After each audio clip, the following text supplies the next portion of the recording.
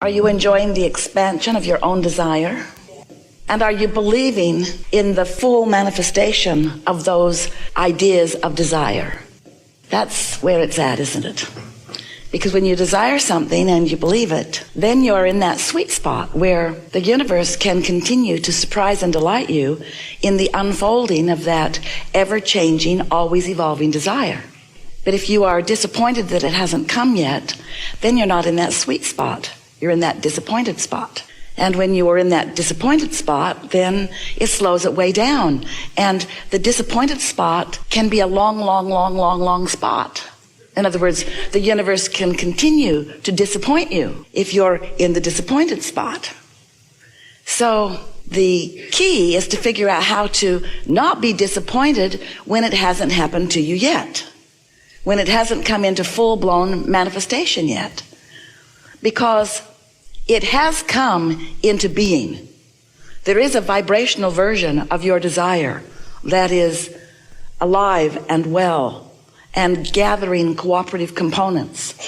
And you can tap into that even though you can't yet see it or hear it or smell it or taste it or touch it. You can tap in to the actuality, to the reality of this vibrational version. And when you do, then disappointment cannot be upon you because you are actually sensing this unfolding. It's like this anticipation of more to be seen and heard and so forth. You never get it done, so there will always be something more that you have sifted from life that you now want, that is in the process of becoming. And we want you to enjoy all of the phases of the unfolding of this. It's like if you were to plant some corn, for example, as you prepare the soil, that's part of the process. And as you put the corn into the ground, that's part of the process too. And you're wise enough to understand that process because you don't stomp on the ground and demand that it comes out today and then feel all disappointed when it doesn't, because you understand that there is a process and that you know that it will germinate in that soil. You know that it will become more, and a lot will happen before you are able to see any of it. And then for quite a while, even though you can see it, you see it in its beginning, not in its fullness. And if you are a wise farmer, you understand that all is well in this unfolding process. And we want you to understand that you are the creator of your own reality and that a lot of your seeds are in the ground. But if you're stomping on them, disappointed that you're not seeing them yet, you're slowing the whole process down. We want you to leave here today with a greater understanding of what it feels like to be in that happy, anticipatory state of being, where you are trusting the process, and even more, you are believing in your own worthiness. You are expecting good things to happen to you. Because sometimes you look out into the world in a sort of comparative fashion, and you don't know how long ago somebody planted their corn. You don't know how long they even wanted corn. You don't know how ready their soil was when they planted it. You don't know about their corn. You only know about yours. But as you compare your newly planted seed with someone else's long ago planted seed, sometimes then you come away from it feeling unworthy or incapable when you are not. You have so much more in this now potential for getting your energy straight in order to begin a faster process toward the things that you want than you realize. And sometimes what happens to you, because you've not really understood the laws of the universe, and you've not really understood your place in the universe, and you have not really understood your relationship with your inner being and with all that is and with the energy that creates worlds, so you have been responding to conditions and thinking thoughts all over the place about wanted and unwanted. You've been thinking about what you want in the absence of it, and you've been noticing what is for quite a long time in many cases. And so because you have not deliberately and knowingly been focusing yourself within your understanding of the laws of the universe, you've been wanting and then noticing the lack, and wanting and then noticing the lack, and you haven't allowed any momentum to go. And so sometimes what you've been wanting it for a long enough time that now your habit of thought around it is that it's not happening, and your emotion around it is disappointed rather than eager and anticipating. And so we want you to understand that you can't measure from where you stand right now how long anything is going to take by how long it's been taking.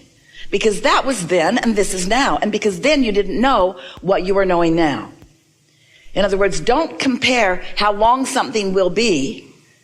One day a man sat in the hot seat and he was really sad because he had experienced a dramatic and drastic financial downturn.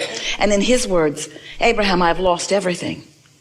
And I'm in my 60s, he explained, and I just don't see how I will ever in this lifetime recover or even come close to recovering. And we said, you are misunderstanding a really fundamental thing.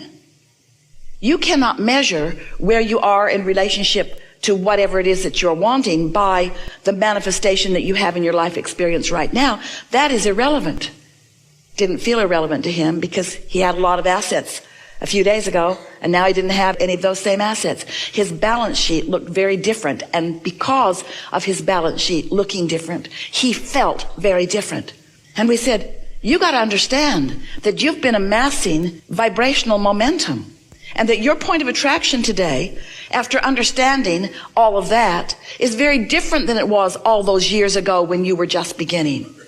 The universe is responding to your vibrational projection, to your vibrational offering. And you can stand here and let this circumstance that has happened to you, you can let it be the reason that you think the thoughts you think, and therefore project the vibration that you project, and therefore accomplish the point of attraction that you can accomplish. And you're right, it won't be in this lifetime that anything begins to turn around for you. Or you can stand in the vibration that you have accumulated. You can be and experience the momentum that you've been gathering, and it can turn around fast. And he could hardly believe what he was hearing from us, because he couldn't get his thoughts around the idea that something that had taken him so much of his life to accomplish could now be accomplished in a very short period of time, because it isn't about time, it's about alignment. It's not about anything other than what you are doing with your vibrational alignment. It is simply what you are doing with your beliefs in relationship to your desires. When you desire something that you believe, there's no time between the vibrational accomplishment of it. But when you want something and you doubt it, there's as much time as you continue to doubt it. Sometimes people will say, well, how long will it take me to get from where I am to where I want to be? And we say, as long as it takes you to stop doubting and start believing. And they say, well, how long will that take? As long as it takes you to stop doubting and start believing. Well, how long does that take? Well, it takes as long as it takes for you to stop doubting and start believing. Well, how long does that take? And we say it's really a variable. But it has to do with how conditioned you are at focusing on what is, and how willing you are to focus upon the vibrational what is. As humans, most of you, we love you so much, but you give most of your attention to things that are occurring. In other words, you are reacting mostly to the circumstances around you. So most of your vibration is in reaction to what is. So if you're looking at something that pleases you, your reaction is one that is beneficial to you. But if you're looking at something that doesn't please you, then your vibrational reaction is something that is not beneficial to you. And you got to cut that out. You've got to stop just looking around by default, and then reacting to what you see and expecting any consistency in your vibration. You have to figure out how to be consistent in your vibration. You have to decide, and you have to practice, and you have to become good at, a master at, offering a vibration that feels good even when the condition hasn't changed. You have to stop letting your vibration be about what is. You have to begin to find a way to let your emotions travel down the path of how you want to feel.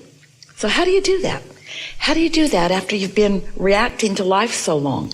Your kids are so sweet this morning, and you just love them so much. So easy to love them. They were sleeping long. The sweet little faces when they're asleep.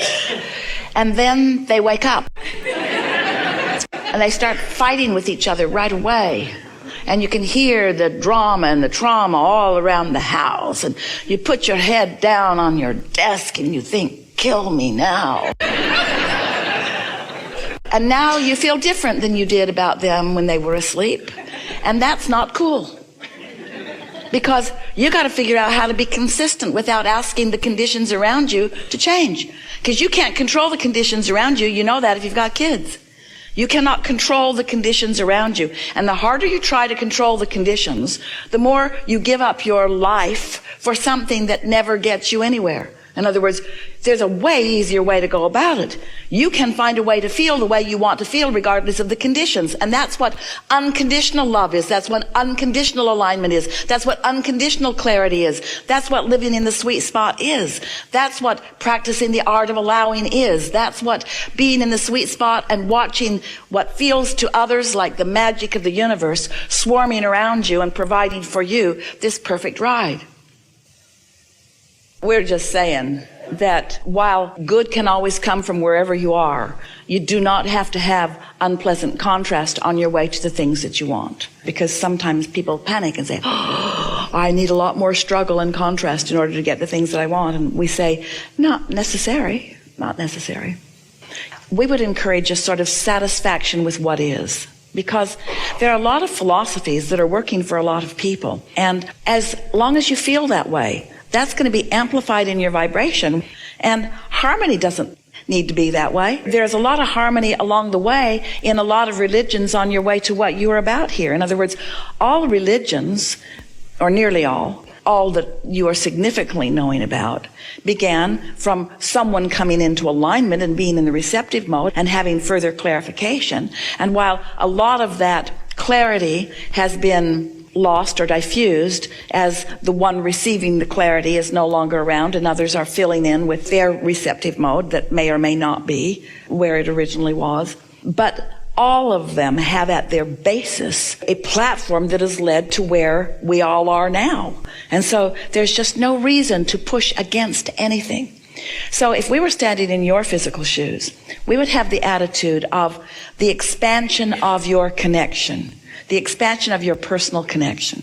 Because if any religion is effective or successful to an individual, and by success we mean bringing joy. That's the only success that really exists, satisfaction and joy.